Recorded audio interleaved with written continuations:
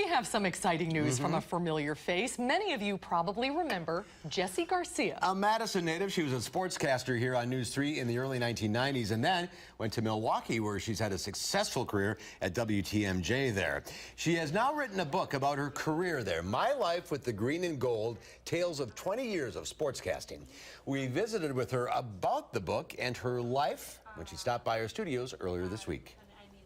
Welcome back to Live at 5. Thank you. You've been on this show before. I have, 25 years ago, if you can believe that, when I was a high school student. And we came out here, we had to shadow somebody for a day in a field that we were interested in. Guess what field I was interested in?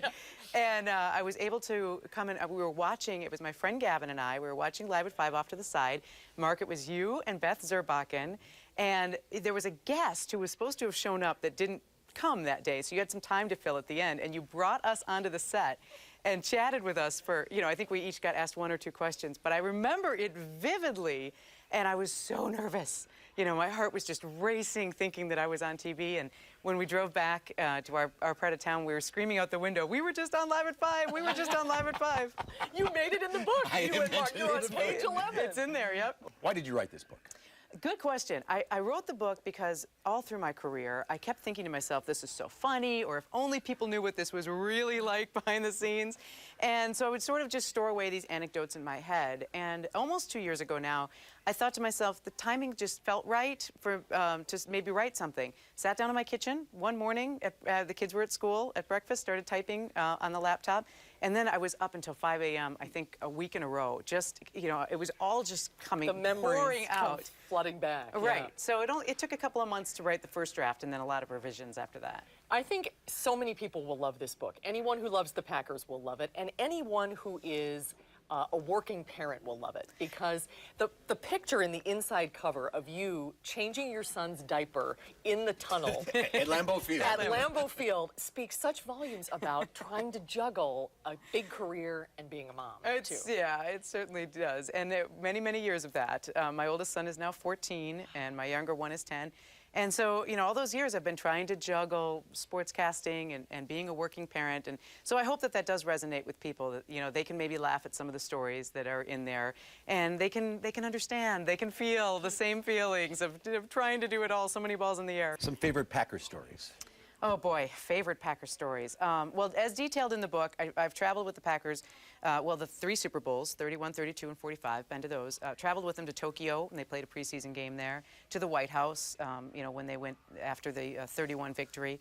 Been on the Packer team bus, been on the Packer team plane, hosted the Mike Holmgren show, the Mike McCarthy show. What is it like to be a woman in sports? Well, when I first started off, and as detailed in the book, I was working here one night at WISC, and a man called and said, "I'm never going to watch Channel 3 again because you're a chick, and chicks don't know anything about sports." And I was really floored. I didn't expect that at the time. This was 1992, though, so there weren't that many female sportscaster role models. But overall, I have to say it's been really positive over the years. A lot of people have written beautiful forwards. Casey Fitzrandolph and Mike Holmgren wrote really beautiful forwards in the book. Yeah, there's a couple of blurbs on the back cover. I was really honored that Mike Holmgren read the book and offered a blurb for the back cover. And you mentioned Casey Fitzrandolph. I'm actually writing a second book with Casey's family right now. They wanted to tell the story about his rise to Olympic gold medal. A lot of people know who he is. Right.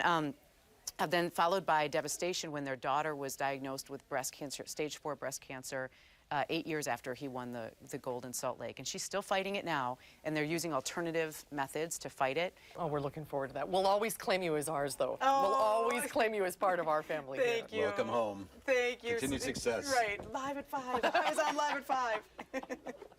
You're going to say that all the way back to Milwaukee. Do you remember that story? No, I don't. You don't I have remember to be her honest. being on? No, that was quite a while ago. Oh, it's so great. Yeah, it was great to see her again. Yeah, and the book is available at Amazon.com and basically everywhere anywhere you can get a book. where books are sold. And you can hear a lot more about Jessie's adventures in broadcasting. She joins guest host Jay Wilson this Sunday on For the Record. It was so great to see them. For the Record, by the way, airs Sunday morning, 10 a.m. right here on Channel 3. We're so proud of her. We're always absolutely. claim her as one of ours. Author now. Well,